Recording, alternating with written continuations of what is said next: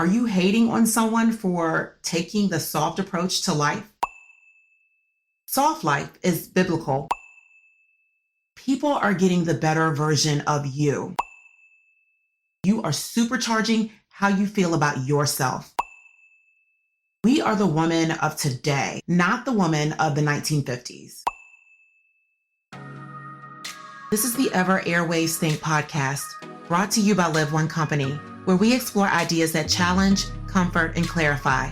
I'm Liv, and in every episode, we break down life's complexities with intellect, insight, and a touch of curiosity. All right, we're on air.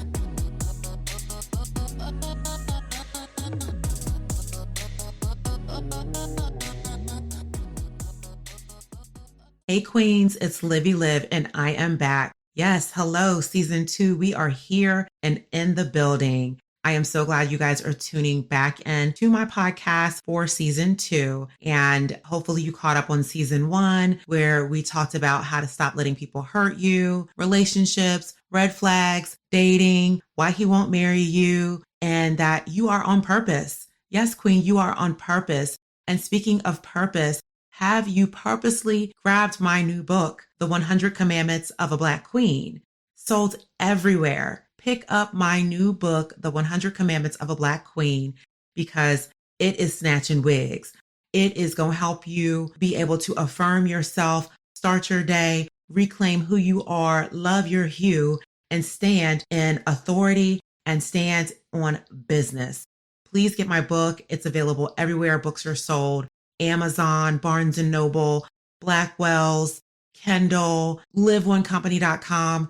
Pick it up, give it 5 stars. I know you're going to give it 5 stars because I love it. So I know you're going to love it. Pick up my book. Let me know that you got it and help a sister out with those ratings and reviews because I love you and you're going to love it and you love me, right? Well, let's get back into things. For season 2, episode 1, we are talking about that soft life living. And I am going to share with you how soft life is really biblical. So we're going to dive into that. Let's do it.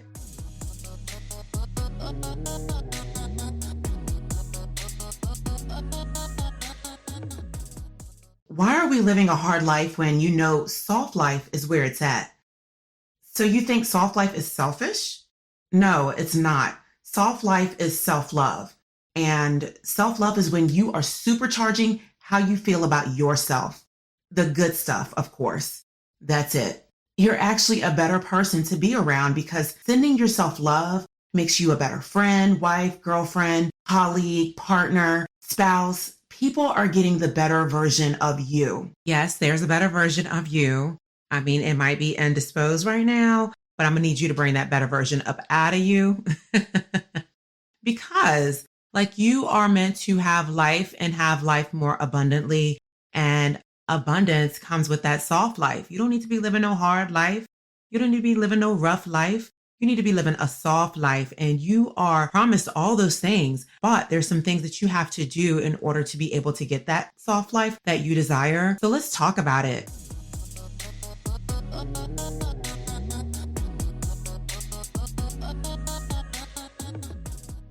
I've been told that loving yourself does not hurt a soul and it doesn't take away from others. Well, let me reverse that. It takes away from others who are selfish and want your undivided attention 24/7, 365 to meet their needs. And I'm not talking about children. I'm referring to adults, selfish ones that won't let you live. Maybe it's your partner that won't give you a break around the house. But we are the woman of today, the new millennium, and not the woman of the 1950s. Because, sir, excuse me, sir, you know what? I love me a good Destiny's Child song, cater to you. But guess what? I can't cater to you until I cater to me first, okay? I need to be taken care of. I need to be in a good position. I need to feel good. It is very strenuous and hard to sit there and do and care and give all your time to other people and they're sucking you dry and you're not having any time for self-care and self-love. I mean, they want all their needs met by you. They want you to do this, be there, do that. And I'm like, wait a minute, hold on, pump your brakes. I'm here to fulfill your needs and help you But the last time I checked, when I read my Bible, because I read, I don't know about you, I read and I write, but I read, and my God said, I shall supply all your needs according to his riches and glory in Christ Jesus. I'm just saying. So you looking for a human, you looking for me, you looking for her, you looking for whoever to supply all your needs.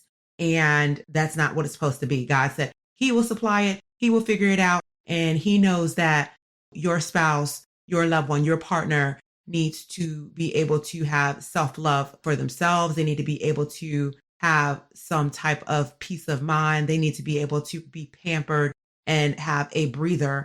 And he gives us those times. He gives us that break.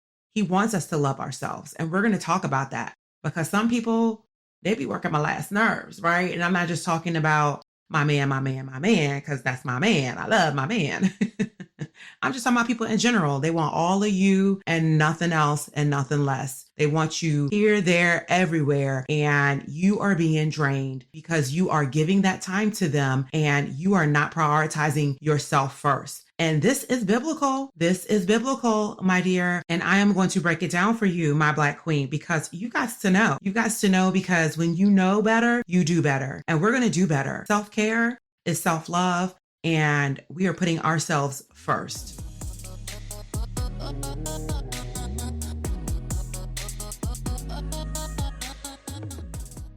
I mean, I can go down a entire list of women who have lived hard lives and have died or are still living hard lives. And it's very evident that we all know. Like one person that comes to mind is Keisha Cole's mother, Frankie, who died back in 2021 from an overdose on her birthday. She was known for her raw humor and her love for her kids. She loved her kids despite her demons.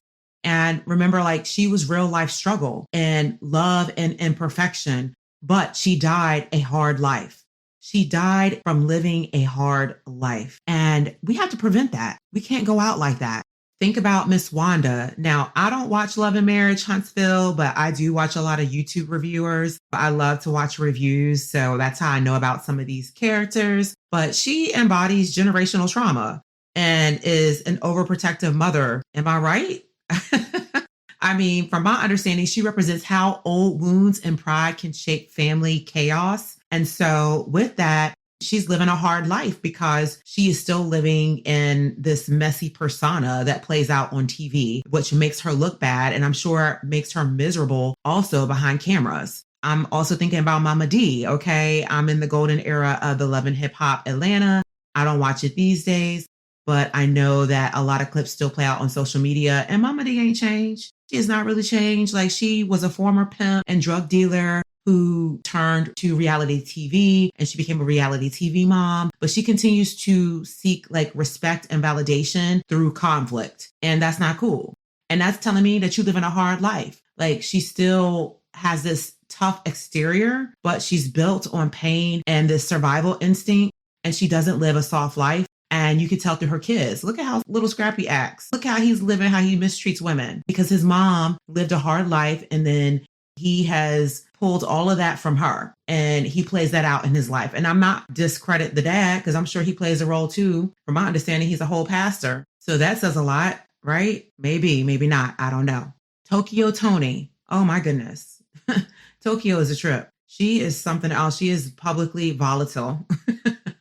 Right? Like even her granddaughter, Dream Kardashian, the real Kardashian, shout out to the real Kardashian. Even her granddaughter calls her Tokyo Toni. Like, where's grandma or something? Like, I'm confused. But she is full of erratic behavior and she basically masks all her deep pain and loneliness because she's living a hard life. She masks it through this crazy behavior and from her abandonment, all her resentment and her struggles with control. Like trying to control her daughter, Black China. And she's a representation of a hurt mother, but just loves the toxicity of it all. So she can never really heal. It's just like this vicious cycle. And because she has not really fully transformed into a soft life, she's displaying our hard life. And the people around her, I'm sure, are enablers. And then there's Jaguar Wright. You guys know who Jaguar Wright is. She's that neo soul singer that sung with Jay-Z, Rock Nation. Amazing, talented, but she's full of trauma and instability after her music career pretty much faded. And she's known for her public meltdowns and erratic live streams, maybe some truth mixed in with a lot of lies with things that she be exposing. And she lives a hard life. Like, I've seen some crazy stuff that I don't even really want to repeat, but I know that y'all know, like dealing with ashes, dealing with her children, running out in the street. That woman is crazy. Hard life. And what about Maya Campbell? Like the girl from In the House in the 90s. Remember LL Cool J's show? I used to love that show. She went viral and disturbing videos showing her living on the streets. Now, I know her stuff is more of like mental health based. And I'm sure that all of these women that I'm mentioning, it all associates somehow to mental health as well. But there's something about a soft life that's missing. It's all about the hard life that they are living and that they are taking in and that they're living through pain. And all of these things are coming out. It's very visible. Tommy Lee, the girl from Love and Hip Hop Atlanta, like she grew up in chaos, multiple arrests, alcohol issues, and emotional volatility. That's her.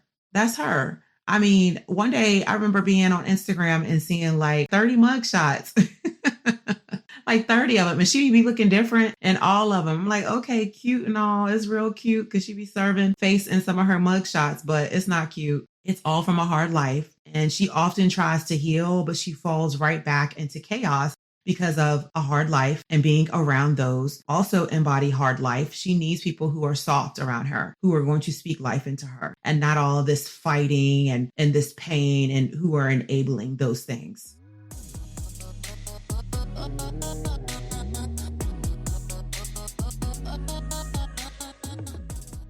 Jocelyn Hernandez. Oh my goodness. The Puerto Rican princess, what she calls herself. That is an exploited woman of public ridicule. Her and her Stevie J.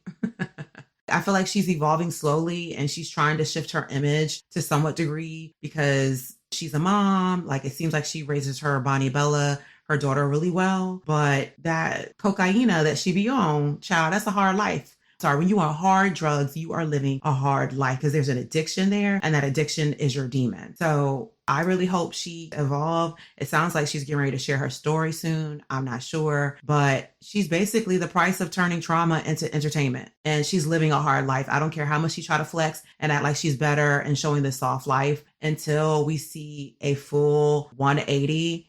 I said 180. Yeah, I think it's 180. Is it 180? Yeah, full, complete turnaround, not a 360 because that's like a half turn. I'm talking about a full 180. That's what we need from Miss Puerto Rican Princess. And then let's talk about Carlissa. Carlissa, Blueface's mom, Blueface, who was locked up in relation to, what's her name? Krishan Rock. Oh my gosh. That family is full of dysfunction. And they always, was going viral and all that. But Carlissa, being the mother of that family, she is a reflection of deep-rooted hurt and confusion. That's what she is, because it's a hard life. She's lived a hard life. She does not know what a soft life is. And if she does, it's pretend because it's not in her. When something's in you, it's going to come out of you. What's in you right now or what's in her is toxicity. And that's what comes out. And so until there's a full internal change of soft life living, and we're going to get into that, of what soft life living is and what the Bible says soft life living is, then once that gets in you, that's going to come out. And what about my neck, my back? Kaya. Okay, she rose to fame with that one song, right? And then she's basically struggling for respect afterward. And she's built a reputation on controversy and bitterness towards the industry. And she represents how the industry uses and discards women, because that's what they do. And they also pit women against each other. Think about the beef right now that's going on with all the female rappers, Cardi B, Nicki Minaj. Is Meg Thee Stallion in that discussion right now? I mean, all of them. Think about it. Bia, Ice Spice, whatever. But all of that representation is hard life. Nothing is soft about this. Nothing whatsoever. And if you want to live a life of abundance, and if you want to live a life of prosperity, and if you want to live a life of without all this toil, because life is not meant to have all this toil, then you need to think about adapting a soft life, because that's where it's at. I mean, think about Whitney Houston. You would think that she would have this soft life. I mean, she has one of the greatest or had one of the greatest voices ever, and basically destroyed by addiction, pressure, and heartbreak. Eventually, it came out that it was her brother who got her on drugs. They used to try to accuse Bobby Brown. But anyway, despite all of that, Whitney died in 2012 from accidental drowning linked to drugs. Basically a symbol of tragic brilliance, unmatched talent, and unbearable pain. And all of this brought everyone down because, we could see that she was living a hard life. You saw how small she was getting, so you knew it was the drugs.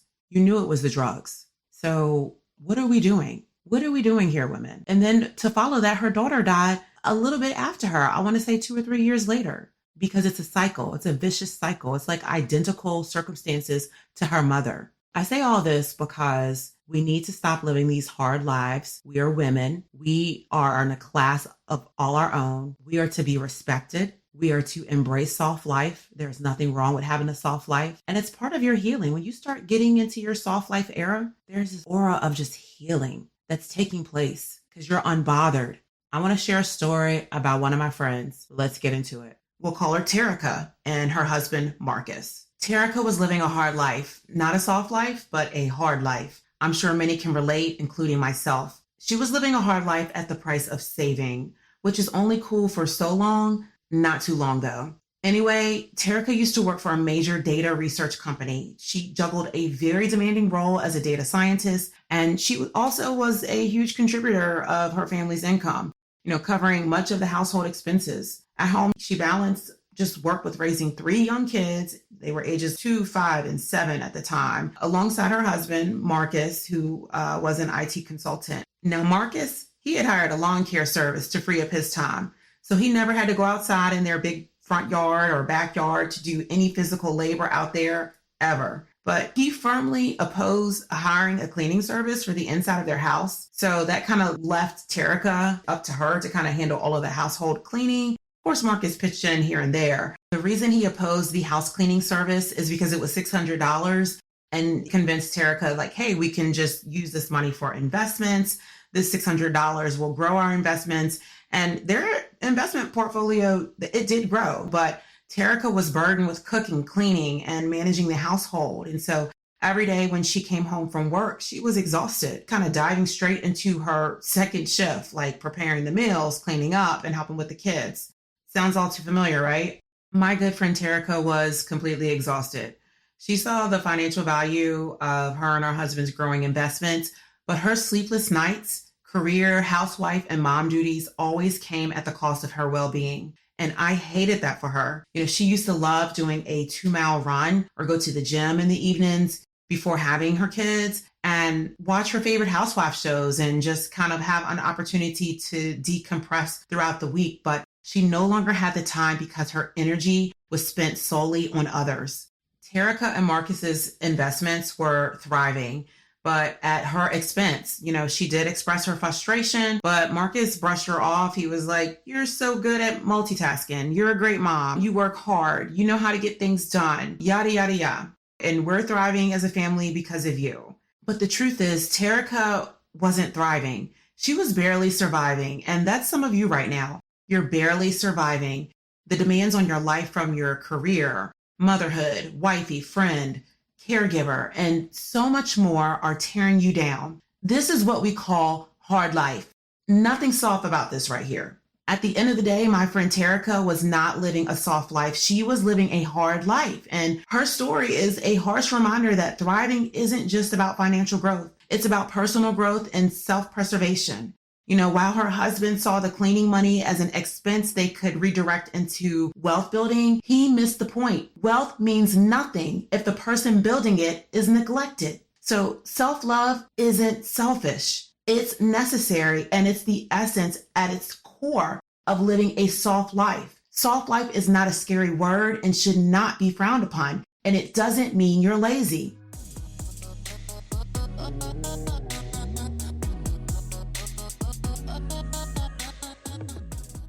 There are a lot of women out there hating on other women, calling them lazy because they're now embracing their soft girl era. That means they are not going to drive themselves in a rut by not taking care of themselves. Are you hating on someone for taking the soft approach to life? Please stop if you are. If my friend Terica had set boundaries and prioritized hiring that cleaning service, she would have had time to recharge and show up fully for herself and her family. But instead, for a long time, she sacrificed her well-being for a marriage, a partnership that was financially profitable, but left her emotionally and physically drained.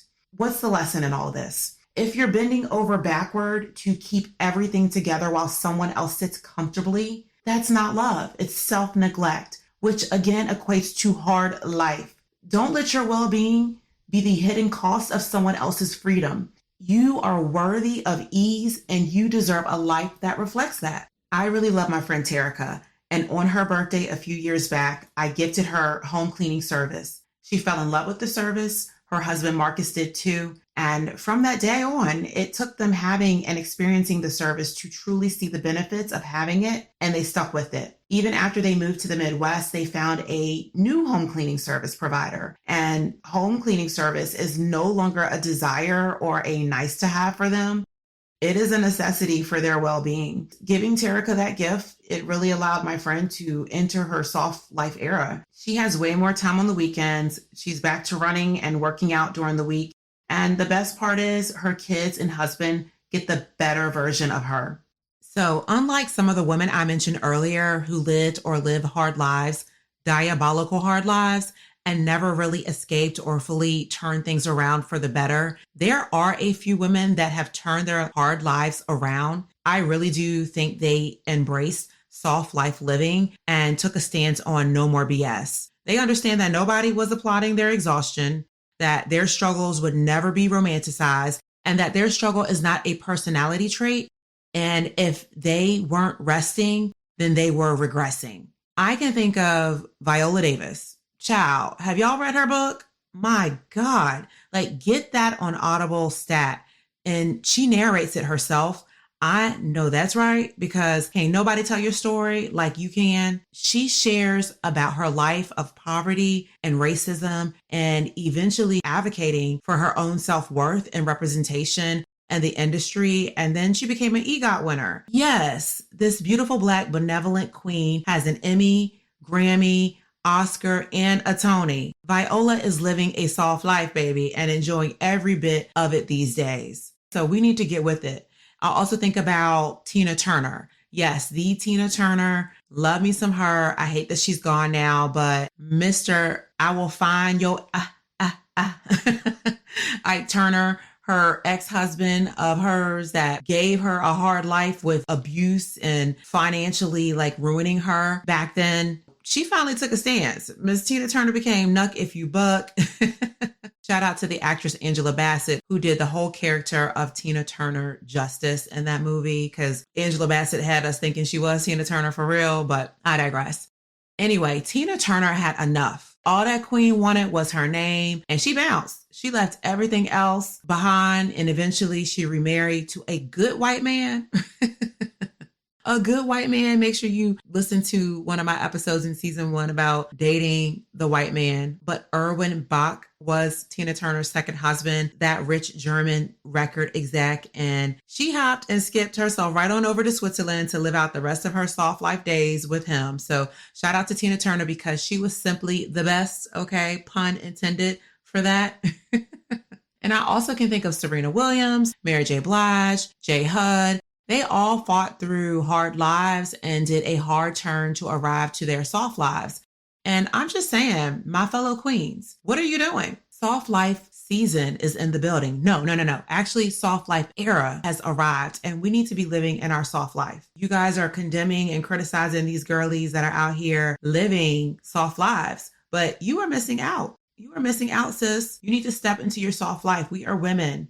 And we are women of the new millennium, and we need to step into that era of living our lives blissfully soft and not hard lives of struggle and trying to figure it out. And please help me, I'm dying. Absolutely not. We are exiting stage left on these hard lives today.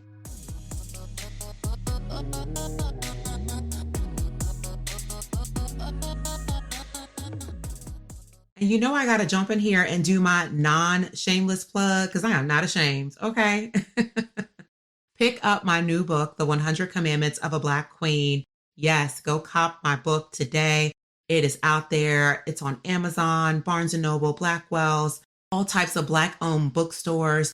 Get it, cop it, buy it, rate it. Please rate my book. Please rate and review. A lot of people have bought the book. You love it, and you have not gone out to rate it. Please rate, review, help me out, please, so I can continue to get it further out. But yes, the book is changing lives. It gives you audacious purpose. It helps you to stand in your Black queenness, because you are a Black queen, a whole Black queen, and you will deliver, and you will win, and you will achieve, and you will accomplish. And this book is going to empower you to do just that. So pick up The 100 Commandments of a Black Queen by Livy Live today, and then holla at me. Let me know that you got it. I need to know that you got the book, that you love the book, and that it's changing your life. Thank you.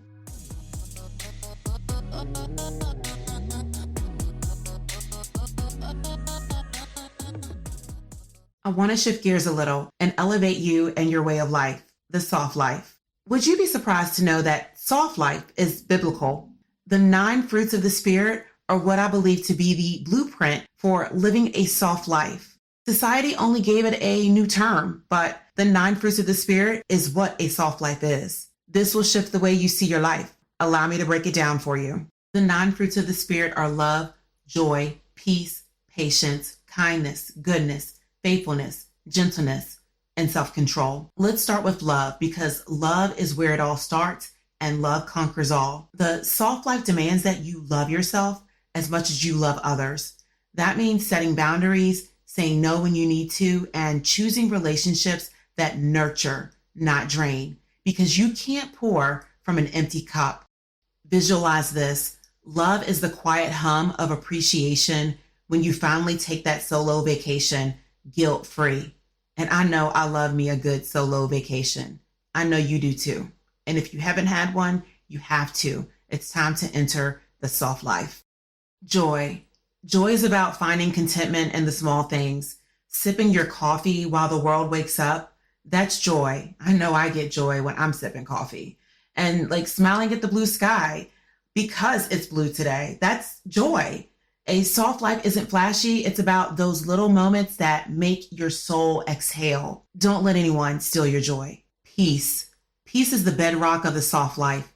It's creating calm, whether it's a drama-free friend circle or saying no to overtime because you'd rather have a quiet evening with your favorite book. Peace is priceless. That's why people get citations for disturbing the peace. Don't let anyone take your peace. Keep your peace. Be peaceful. The next one is patience, and it's probably my favorite one because it hits home the most. Soft living rejects the hustle. Patience reminds you it's okay to slow down. You don't have to hit every milestone right now, even though we want to. I want to get so many things done right now. I wanted to do it yesterday, actually, and maybe a few months ago, but you have to take your time. A soft life means living in sync with your own rhythm, not the world's stopwatch. So if you have that patience, you'll end up finding out that you're kind of right on time, like because you're in rhythm with your own clock. So I hope that helps. Kindness. We need so much more of this in the world, but kindness starts with you. Speak gently to yourself. Even when you mess up, it's also about treating others with compassion, because softness isn't just about luxury. It's about warmth. Be nice to yourself. Goodness. Goodness aligns with intentional living. It's about choosing what's right, even when it's hard. We have a lot of hard decisions to make every day, and you can choose good or you can choose bad. Choose good. A soft life isn't built on shortcuts. It's built on decisions that feel good long term. From the food you eat to the company you keep, make it good. Choose goodness. Be good, okay? Faithfulness is consistency. Staying committed to your self-care, your goals, and the people who pour into you. It's that steady energy that keeps your soft life thriving. Be faithful to yourself. Love bomb on yourself. Set a schedule for relaxation, for mental health, for going out, getting your nails done, your hair done, your pedicure. I have friends who do that all the time and they seem so happy. They have a set schedule. Every Wednesday at this time, I'm going to get my nails done, or I'm going to have a nice cappuccino or whatever at Starbucks. looks. They have a consistent schedule where it's their time to themselves, but it's that soft girl era. It's that soft life moment for them, and they're faithful and they're committed to it. And every Wednesday or whatever day of the week, I know exactly where they are at that time because they're committed to self-care and self-love. Gentleness. The world tells us to be tough, but gentleness, that's a superpower. It's how you approach challenges with grace and handle relationships with care. Gentleness doesn't mean weakness. It's quiet strength. And it feels like these days it requires a lot more for femininity to stand out, for us to be able to have and be gentle, because we're in such a rough, mean world where we have to stand up to people, where we have to kind of have our own back or a backbone, where we have to have this stance of no tolerance for mess and just drama.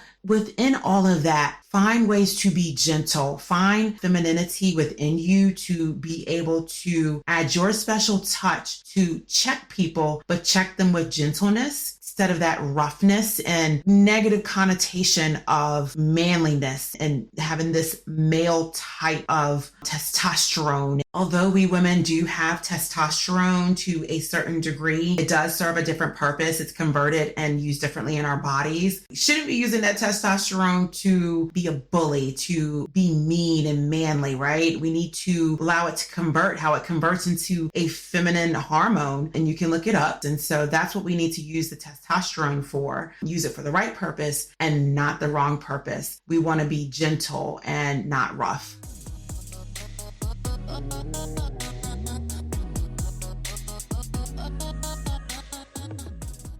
And there you have it, right out of the book of Galatians. A life rooted in the fruits of the Spirit is the ultimate soft life. It's about living with intention, embracing grace, and holding space for your own peace and joy. So ask yourself, are you prioritizing these fruits in your life? Are you living a soft life? I'll wait.